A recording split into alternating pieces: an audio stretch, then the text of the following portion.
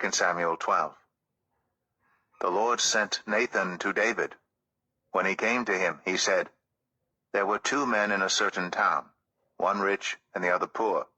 The rich man had a very large number of sheep and cattle, but the poor man had nothing except one little ewe lamb he had bought. He raised it, and it grew up with him and his children. It shared his food, drank from his cup, and even slept in his arms.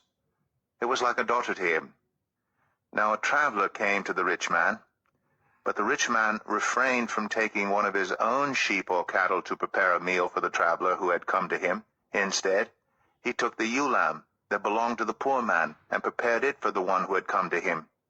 David burned with anger against the man and said to Nathan, As surely as the Lord lives, the man who did this must die.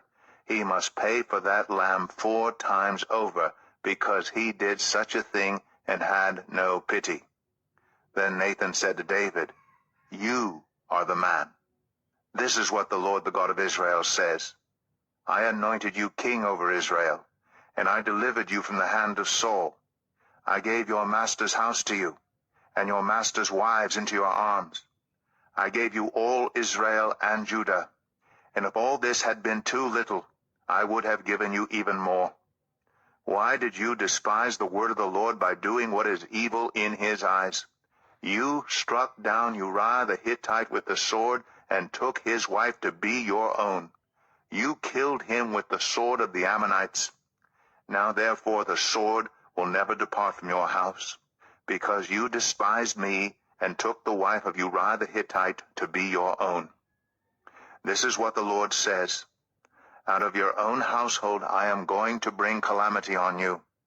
Before your very eyes I will take your wives and give them to one who is close to you, and he will sleep with your wives in broad daylight. You did it in secret, but I will do this thing in broad daylight before all Israel. Then David said to Nathan, I have sinned against the Lord. Nathan replied, The Lord has taken away your sin. You are not going to die.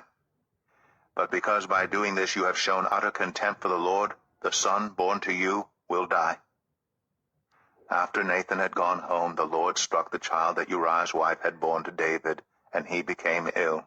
David pleaded with God for the child. He fasted and spent the nights lying in sackcloth on the ground.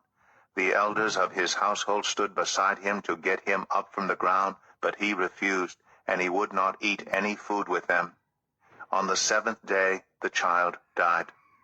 David's attendants were afraid to tell him that the child was dead, for they thought, while the child was still living, he wouldn't listen to us when we spoke to him.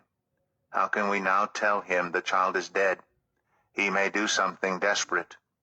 David noticed that his attendants were whispering among themselves, and he realized the child was dead.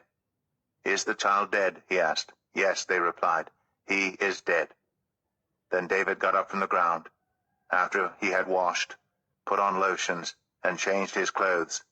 He went into the house of the Lord and worshipped. Then he went to his own house, and at his request they served him food, and he ate. His attendants asked him, Why are you acting this way? While the child was alive, you fasted and wept. But now that the child is dead, you get up and eat. He answered, While the child was still alive, I fasted and wept. I thought, who knows? The Lord may be gracious to me and let the child live. But now that he is dead, why should I go on fasting? Can I bring him back again? I will go to him, but he will not return to me. Then David comforted his wife Bathsheba, and he went to her and made love to her. She gave birth to a son, and they named him Solomon.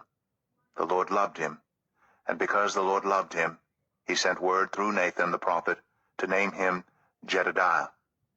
Meanwhile, Joab fought against Rabbah of the Ammonites and captured the royal citadel.